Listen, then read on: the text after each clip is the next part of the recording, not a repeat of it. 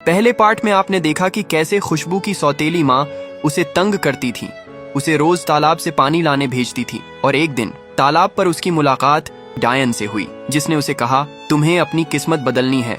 खुशबू ने डरते डरते हाँ कहा, और फिर डायन ने दिया एक रहस्यमयी मोती। खुशबू को मोती लेकर घर चली गई और जाकर सो जाती है। कहीं ये कोई जादू टोना तो नहीं। पर जैसे ही सुबह हुई, उसकी आंखें चकाचौंध रोशनी से खुली। कमरे में चारों ओर सोना, हीरे, चांदी, मोती बिखरे हुए थे। उसकी छोटी सी झोपड़ी किसी महल से कम नहीं लग रही थी। और जब वो बाहर निकली, गांव के लोग उसे देखकर हैरान रह गए। बाहर एक लाइन में खड़ी थीं रोल्स रॉयस, ऑडी और महंगी गाड़ियां। उसकी सौतेली माँ और बहन, जो उसे 2 वक्त की रोटी के लिए भी ताने देती थीं, अब उसके सामने सिर झुकाकर खड़ी थीं। ये सब कैसे?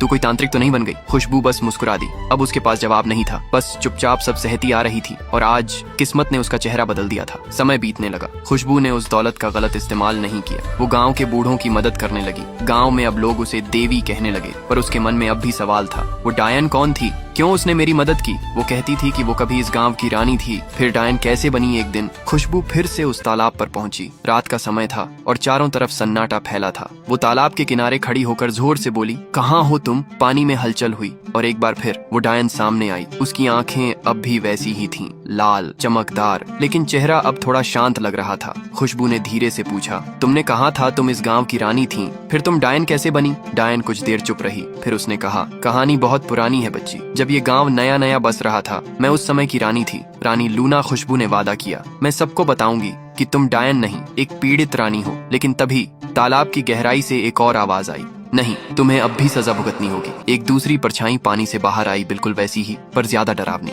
डायन घबरा गई। ये वही है जिसने मुझे मरवाया था। अब ये भी तालाब की रूह बन चुका है। खुशबू के चेहरे पर डर और हिम्मत दोनों थे। अब क्या होगा?